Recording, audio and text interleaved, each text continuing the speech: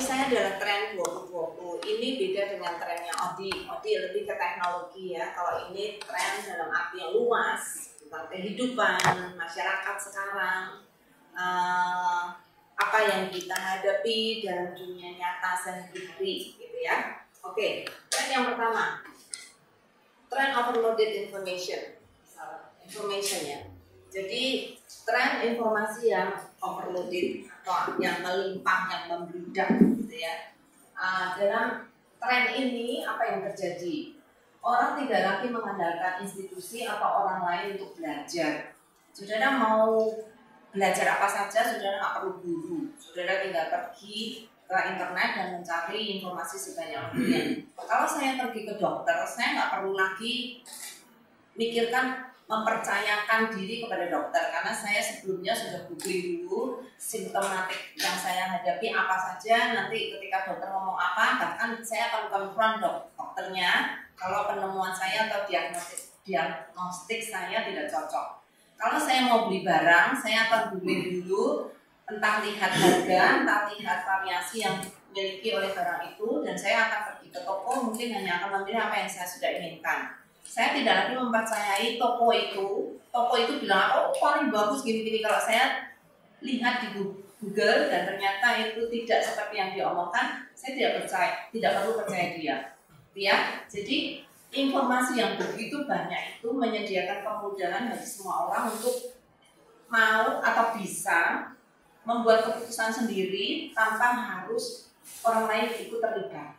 Ya, karena informasi yang saya percaya, yang saya ambil itu saya anggap sudah cukup. Nah, apa akibat dari situasi ini atau tren ini? Akibatnya tidak ada lagi keharusan orang datang ke tempat tertentu pada jam tertentu untuk belajar, khususnya dalam hal belajar ya, dalam informasi. Karena ketika saya menemukan apa yang saya inginkan atau pelajaran yang saya dapatkan dari apa yang saya cari, maka saya tidak perlu lagi atau tidak terlalu harus mengandalkan. Kalau sekarang saya masih pergi ke sekolah dan mau mengikuti jam kuliah, itu karena sebatas kertas, karena ada recognition atau pengakuan dari pemerintah atau dari institusi bahwa saya sudah lulus dari mengikuti studi tertentu, ya. Tetapi kalau itu nanti tidak berlaku, maka bahkan institusi sekolah pun tidak akan perlu untuk itu, karena begitu banyak informasi ini. Nah, apa dampaknya itu bagi gereja atau bagi orang Kristen? Apa dampaknya? Ya, tantangan bagi gereja. Gereja tidaklah menjadi satu-satunya tempat bagi jemaat untuk mendengarkan khotbah atau mendapatkan pembinaan rohani. Saya tidak harus atau tidak merasa totally butuh gereja untuk saya belajar tentang doktrin, belajar tentang bagaimana saya bertumbuh dan lain-lain. Kalau gereja, bahkan bahan-bahan yang dimiliki gereja atau khotbah yang diberikan gereja bahkan tidak sekaya sebanyak yang saya bisa dapatkan dari internet. Di gereja saya hanya seminggu sekali mendapatkan khotbah. Setiap hari saya bisa mendapatkan puluhan khotbah dari internet, jauh lebih banyak, ya, informasi saya. Jadi, apakah saya akan mengandalkan gereja untuk pertumbuhan rohani saya? Mungkin tidak. 2. Tren perang kualitas. Orang bisa mendapatkan bahan paling berkualitas secara bebas, tidak terbatas dan gratis. Hampir mirip dengan tadi ya, tapi ini lebih banyak ke quality. Kalau saya bisa mendapatkan khotbah-khotbah dari pembicara internasional kaliber dunia dibandingkan dengan khotbah pendeta saya dan gereja, jauh. Saya bisa mendapatkan bahan-bahan seminar dari orang-orang terkenal, dari pakar-pakar dunia. Saya tidak mungkin akan melewatkan itu kalau itu menjadi satu kesempatan yang besar untuk saya bisa lakukan. Ya, nah apa akibatnya? Akibatnya persaingan kualitas menjadi sangat ketat dan bahan yang tidak berkualitas akan tergilas dengan cepat. Jadi kalau saudara mau memamerkan atau mau memberi memberikan produk tertentu atau bahan resources, karena ini masih dalam konteks informasi, yang memberikan resources tertentu dalam internet, kalau itu bukan sesuatu yang berkualitas, nggak akan dilihat orang. Karena persaingan yang begitu ketat di dalam kualitas. Nah, apa akibatnya bagi gereja? Kalau saudara anggota gereja dan saudara membutuhkan bahan-bahan, apa akibatnya? Tantangan bagi gereja, kemudahan mendapatkan rekaman khotbah, seminar dari orang-orang terkenal dengan kaliber internasional membuat gereja tidak bisa bersaing dalam hal menyajikan konten yang berkualitas. Saudara membandingkan apa yang saya dapat di gereja dengan apa yang saya dapat di internet? No way. Di luar akan jauh lebih banyak. Saya akan look down on the church karena gereja hanya bisa memberikan sekecil yang saya bisa dapatkan, yang dibandingkan dengan apa yang saya dapatkan dari luar itu begitu banyak. Itu menjadi akibat yang tidak disadari. Kenapa orang menjadi tidak menghargai gereja, khususnya kalau saudara mendengarkan khotbah atau seminar yang tidak berkualitas. Semakin banyak orang tidak ingin ada di gereja karena mereka bisa mendapatkan jauh lebih banyak di luar daripada gereja. Oke, tren yang ketiga, tren pola hidup kelas menengah dan ke atas. Saat ini golongan miskin sudah tidak lagi seperti dulu definisinya. Orang miskin itu kalau nggak punya HP, nah itu orang miskin. Kalau zaman dulu itu miskin itu nggak bisa makan dalam 2-3 hari atau makan hanya sehari sekali. Sekarang tidak lagi, ya. Sehingga pola hidup menengah yang dipaparkan di sosial media, karena sosial media sudah foto-foto pergi traveling, foto-foto pakai baju yang bagus-bagus, pakai tas dan pakai model-model yang macam-macam, itu penawaran model pola menengah ke atas atau orang-orang kaya ya, yang dipaparkan. Akhirnya apa? Orang yang tidak kaya pun ikut-ikut, walaupun mungkin kualitasnya tidak seperti yang mahal-mahal, tapi meniru pola-pola yang dilihat dari kehidupan orang-orang menengah, bahkan orang yang menengah ke atas. Saat ini bahkan ada tren mengatakan bahwa orang-orang menengah itu mulai hilang dari peredaran, semuanya naik menjadi orang-orang yang hidup dalam kalangan atas, ya, kalangan orang kaya, orang jet set gitu ya. Nah, apa yang saudara lihat di sini? Orang memiliki lebih banyak uang untuk bepergian, berbelanja, dan mencari hiburan. Sekarang kalau saudara lihat, kalau entah orang itu bekerja sebagai buruh, sebagai apapun ya, kepentingan untuk bisa touring, bisa pergi berbelanja shopping online, bahkan pembantu sekarang pun shopping lewat online gitu ya. Dan saudara tidak melewatkan tempat-tempat wisata, entah itu wisata kuliner, entah wisata traveling gitu ya. Orang miskin pun bisa melakukan itu. Punya keinginan karena melihat paparan di media sosial yang begitu banyak dan begitu menarik ya. Nah, apa akibatnya? Apa akibatnya?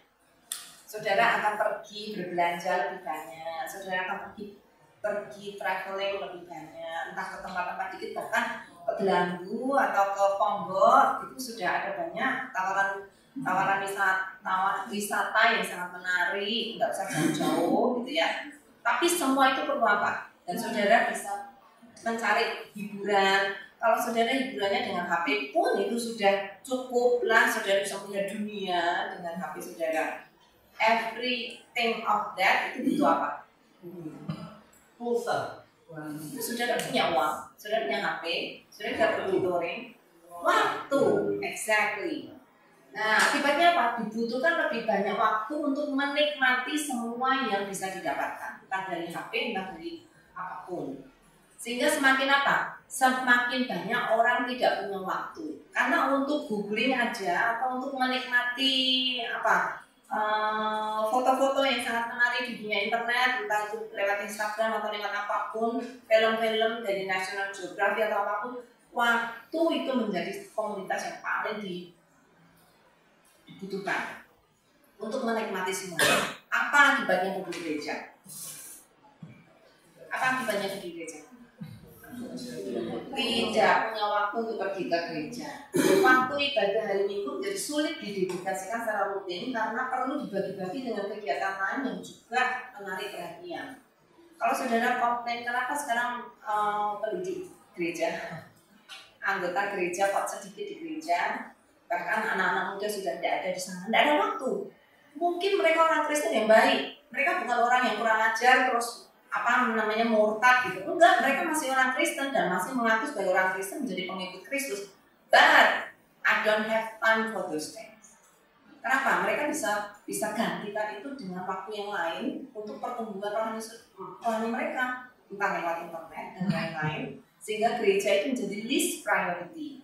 Gereja menjadi tempat yang dirasakan tidak harus didatangi. Bahkan sekarang tidak ada rasa guilty untuk pergi ke gereja. Kalau dulu zaman orang tua kita yang sangat dedicated ke gereja, 52 kali harus pergi ke gereja every week.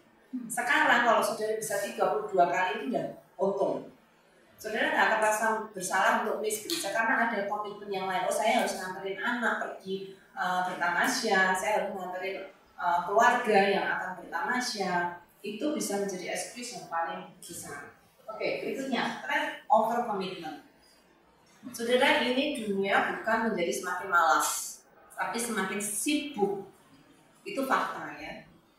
Sekarang saudara jarang melihat orang tidak melakukan apa-apa kayak zaman dulu, bisa lihat burung sampai berjam-jam di desa. Sekarang lihat HP itu sibuk, sibuknya setengah mati melebihi sibuk orang lain ya. Nah, terlalu banyak kesempatan dan opsi untuk menikmati berbagai aktivitas. Bahkan sekarang dengan adanya kampung-kampung wisata gitu ya, wisata kuliner yang ada di mana-mana, semua daerah mengembangkan kemungkinan orang bisa melakukan wisata di daerah itu. Itu tuh opsinya begitu banyak gitu ya, sehingga orang menjadi over komitmen, sudah komitmen di kerjaan, komitmen dengan keluarga, komitmen untuk bersenang-senang, komitmen untuk berbelanja atau untuk mengunjungi teman-teman di tempat lain gitu ya. Nah, apa akibatnya?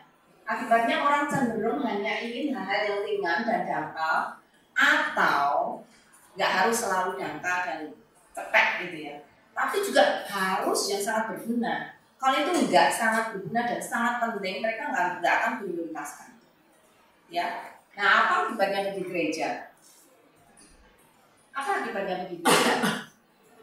Orang tidak akan memberi prioritas kepada kegiatan gereja jika gereja tidak memberi sesuatu yang dianggap bermanfaat, ya, dan memberi nilai plus tadi dikatakan ya sebelumnya. Kalau tidak ada nilai plus untuk pergi ke gereja, entah itu pembinaan, entah apapun, gereja akan menjadi least priority.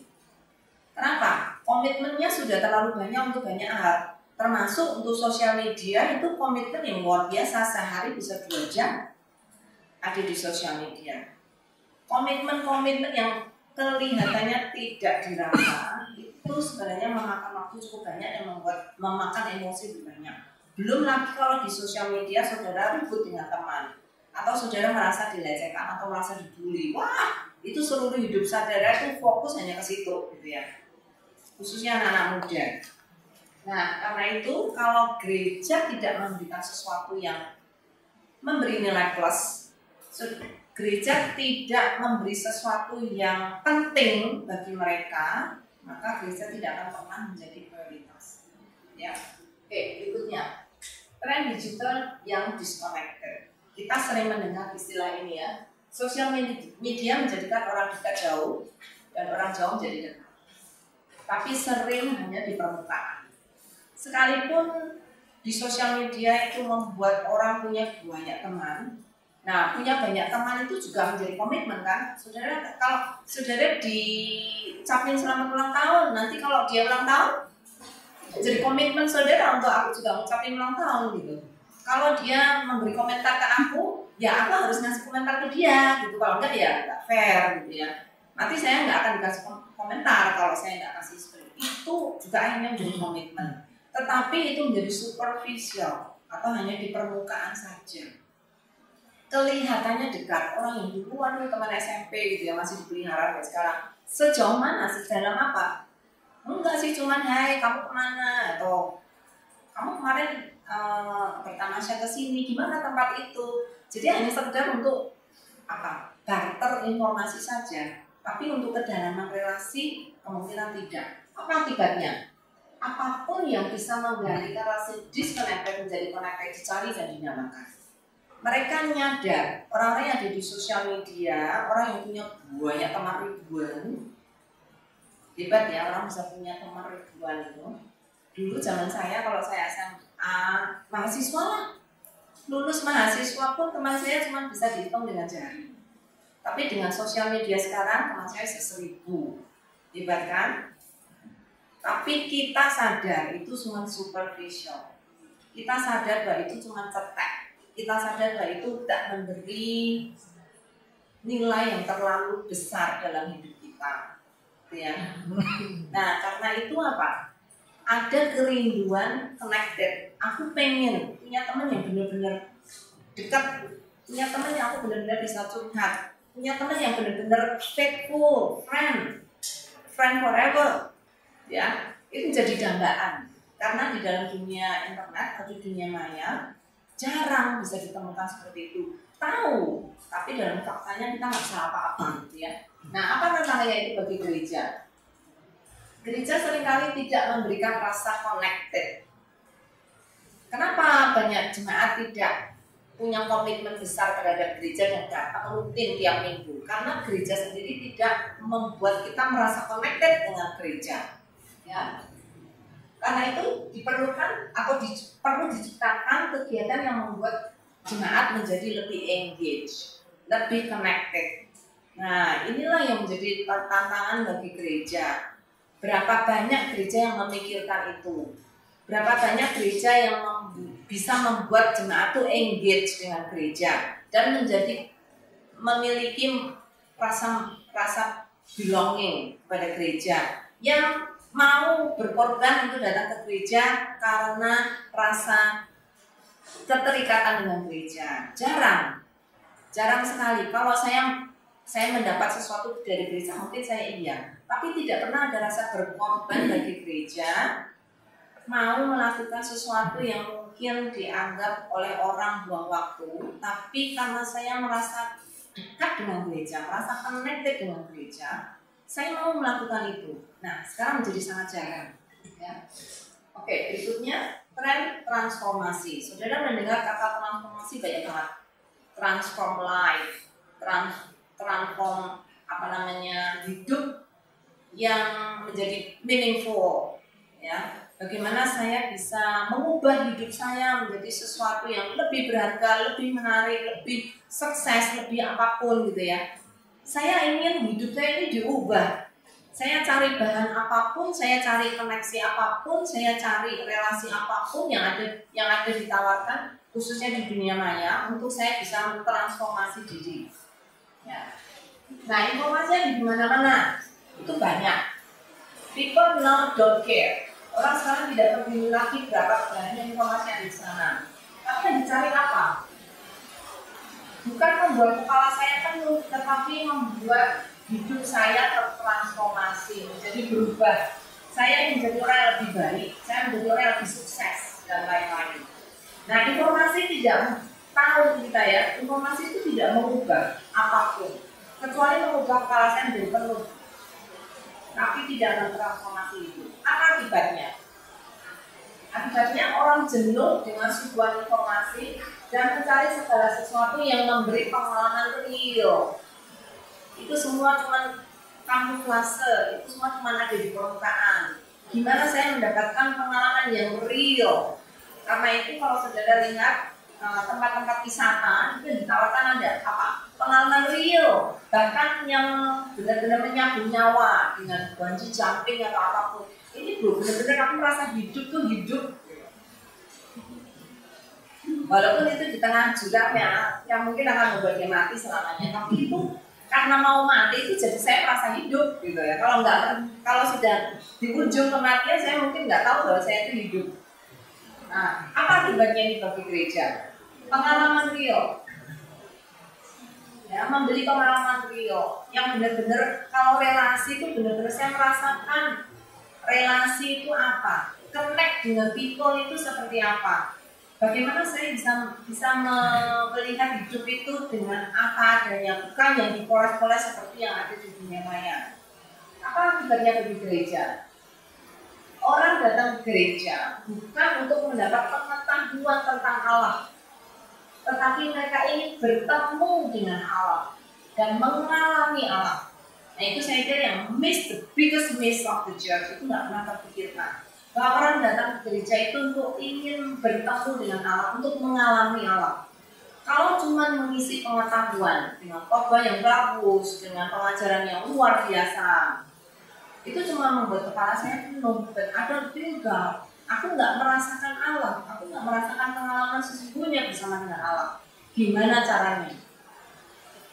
Ya. Oke, berikutnya tren online. Kemudian mendapatkan segala sesuatu didukung dengan ketersediaan pelayanan online. Apa saja? Saudara bisa mendapatkan pembantu dari online, ya, membersihkan rumah. Saudara mau tukang pijat, tinggal go massage. Saudara apa saja?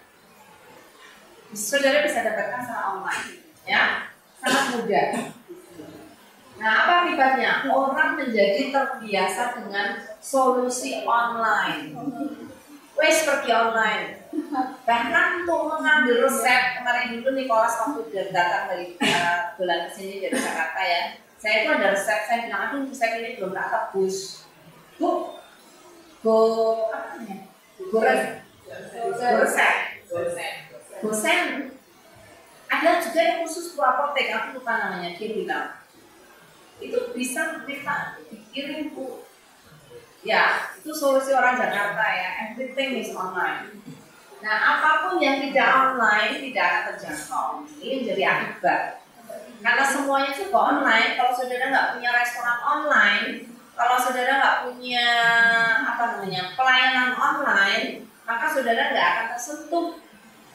Bisnis saudara tidak akan laris. Saudara tidak akan dikenal dan saudara tidak eksis. Ya, apa akibatnya bagi gereja? Gereja online menjadi salah satu alternatif untuk menjangkau kaum milenial atau kaum online. Jika akhirnya mereka datang ke gereja nyata, itu karena mereka sudah melihat gereja itu secara online sebelumnya. Jadi jangan salah ya, orang berpikir terbalik. Saudara pasang online dan saudara takut mereka nanti nggak datang ke gereja. Kebalikannya, orang khususnya anak muda ya, atau orang yang cukup melek teknologi ya, orang datang ke gereja itu pertama kali, sebenarnya bukan pertama kali, dia sudah ngincer gereja itu berbulan-bulan, dan dia sudah melihat secara online, mereka sudah melihat informasi apa saja yang ada di gereja itu, siapa saja yang ada di sana, mereka juga sudah melihat streaming, kalau itu ada streamingnya. Nah, ketika mereka benar-benar akhirnya tertarik dan ingin melangkahkan kaki di gereja itu dalam dunia nyata, mereka sebenarnya sudah familiar dengan online. Nah, itu yang dilupakan oleh banyak gereja. Orang pikir online itu menjadi solusi bagi orang-orang untuk datang. Enggak, kalau dalam presentasi online saudara itu tidak menarik dan tidak memberi nilai plus dan tidak menyajikan sesuatu yang saudara cari, mereka nggak akan pergi ke gereja. Sekalipun mereka sudah mengunjungi online gereja saudara. Aku katakan, jadi ya orang-orang yang datang yang secara online sudah mengenal gereja itu biasanya datang karena mereka sudah kenal secara online. Oke, tren di IG, PSDI, FM, ada yang kenal? Do it yourself, do it for me. Ya, tren do it yourself sudah diganti dengan do it for me. Kalau dulu saya mau beli lemari, susah bawanya, sudah knock down. Saudara tinggal beli, nanti saudara tinggal pasang sendiri di rumah. Do it yourself. Bikin lemari sendiri di rumah dengan bahan-bahan yang sudah disiapkan oleh toko. Ya. Kalau apa saja seperti itu, saudara bisa blender daripada saudara makan cuman buah biasa seperti itu, belilah blender and do it yourself. You sudah bisa makan jus sendiri di rumah. Dulu kayak gitu tuh iming-iming dan kena. Ya. Sekarang enggak. I don't want blender. Apa yang saudara lakukan? Do it for me. Pesan yang sudah di blender. Sekarang beli apel saja kalau itu kiloan itu lebih murah. Tapi kalau sudah dipotong-potong oleh toko dan ditaruh di tempat yang menarik, harganya 2 kali lipat, you don't care. Yang penting itu sudah dipotong dan aku tinggal makan. Dulu ada bumbu-bumbu nih, bumbu rawon, arak, soto, apapun. Do it yourself, beli bahan-bahannya nanti dimasak di rumah. Sekarang, ngapain seperti itu? Pesen aja, GoFood sudah jadi, do it for me. Apa akibatnya? Apa akibatnya dari tren ini? Oh, mereka tidak peduli boros. Aku berani bayar 2-3 kali lipat makanan masakan yang sudah jadi daripada aku harus masak sendiri. Sekarang uang sudah tidak menjadi masalah. Orang miskin pun mau melakukan itu. Bayangkan aja, saudara bisa beli buah dan ngejus di rumah dengan harga yang lebih murah. Itu mau nggak punya waktu. Saudara sudah over komitmen, saudara over apapun yang membuat waktu saudara menjadi lebih berharga. Akhirnya apa? Orang rela membayar lebih untuk mendapatkan sesuatu yang sudah dipersiapkan untuk mereka. Apalagi kalau aksesnya gampang, tinggal dosen, buat apa. Apa akibatnya di gereja? Apa akibatnya di gereja? Kalau saudara punya jemaat yang seperti ini, saudara disuruh melakukan PA from scratch,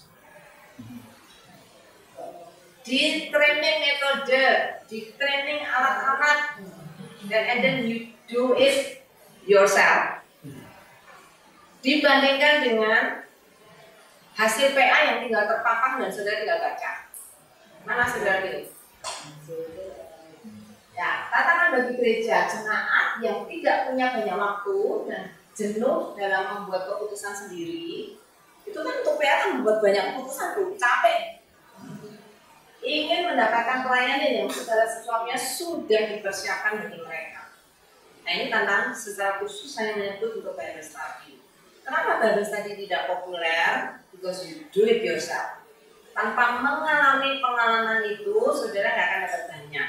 Kalau saudara tinggal membaca hasil ringkasan PA yang sudah dilakukan oleh hamba Tuhan, saudara baca hari ini, 20 menit kemudian saudara sudah lupa.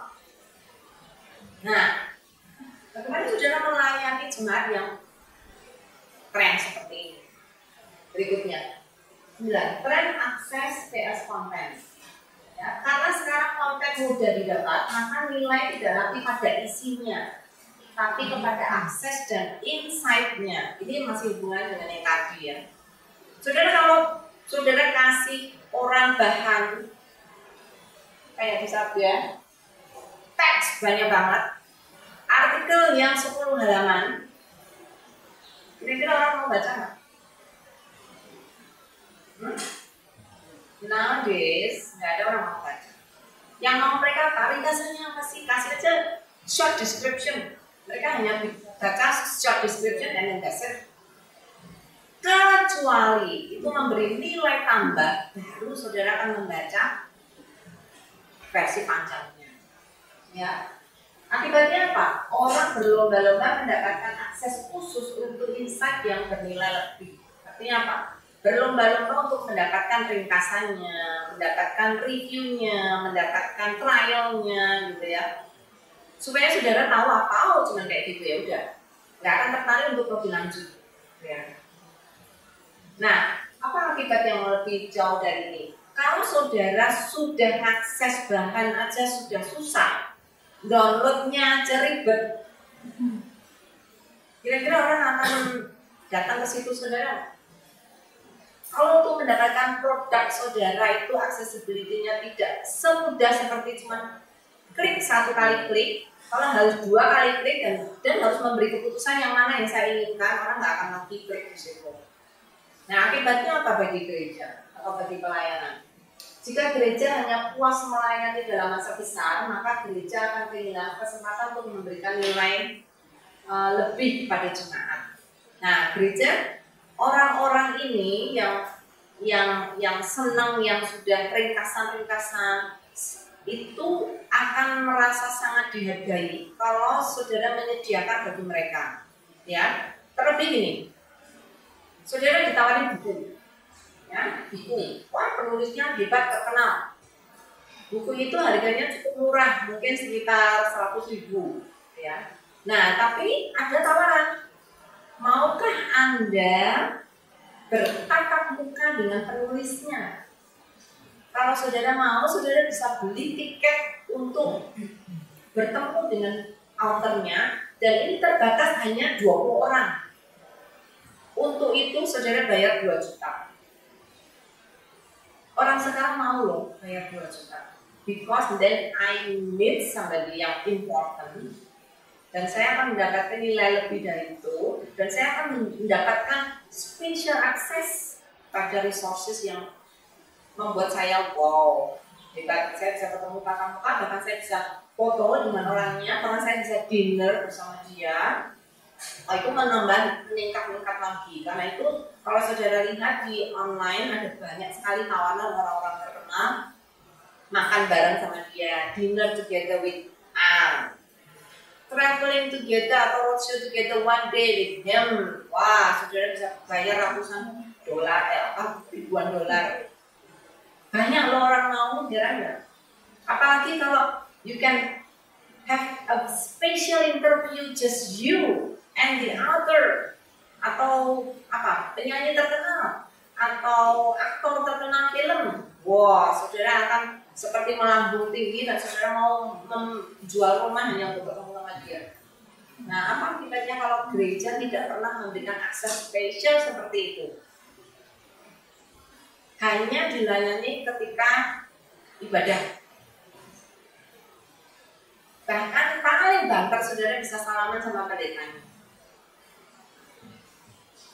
Saudara nggak merasa spesial.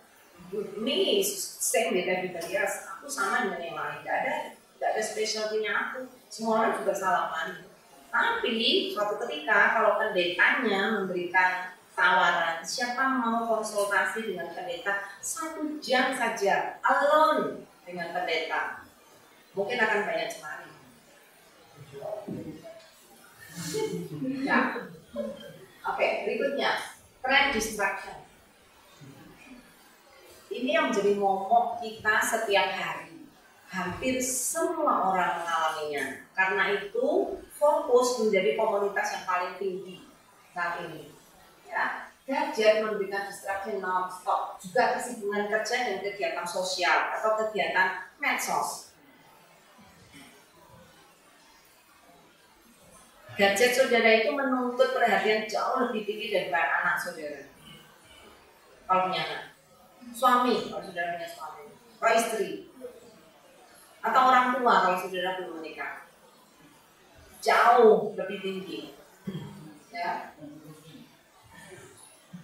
Apa akibatnya? Akibatnya fokus menjadi barang langka yang harus diperjuangkan mati-matian. Untuk benar-benar fokus, mau mendedikasi waktu untuk dia, untuk apa gitu ya.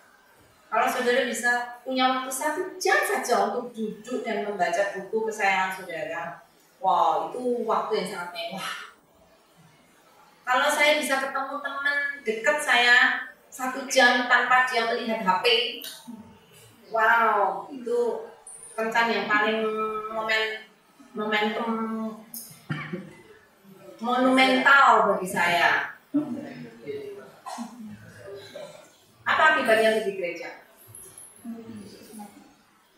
Jika gereja dikelola dan dipimpin dengan cara yang tidak fokus, sembarangan dan seadanya, ya, gereja akan menjadi dangkal dan tidak menghasilkan jemaat yang dewasa dan berkualitas, dan jemaat akan kehilangan ketertarikan terhadap gereja. Heran ya, jemaat itu maunya banyak gitu, dan gereja tidak bisa memberi mau-maunya itu. Tapi untuk memenangkan jemaat tidak ada cara lain kecuali saudara atau gereja memberikan fokus pelayanan kepada jemaat. Kalau hanya sekedarnya ya kebaktian hari Minggu apa saja yang seadanya, maka jemaat tidak akan punya rasa memiliki terhadap gereja. Gereja harus mau dan bisa memberikan sesuatu yang spesial, fokus kepada masing-masing jemaat, maka baru akan ada hasil buah dari itu, yaitu pertumbuhan rohani. Kalau gereja memberikan waktu sedikit saja kepada jemaat tidak ada, bagaimana jemaat akan bertumbuh?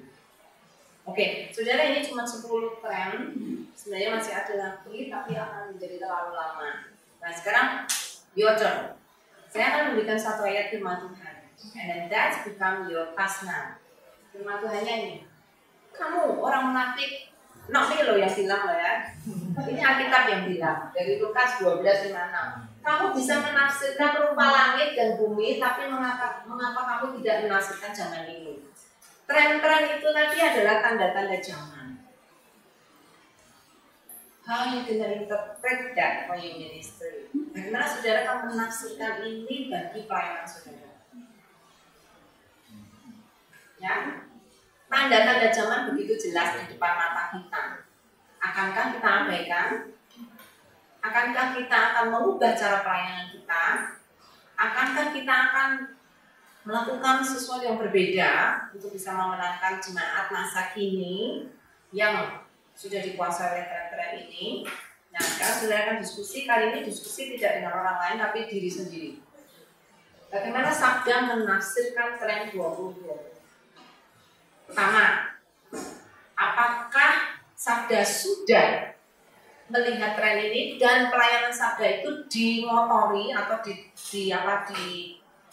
dipicu oleh tren-tren ini sehingga pelayanan Sabda menjadi efektif? Apakah sudah?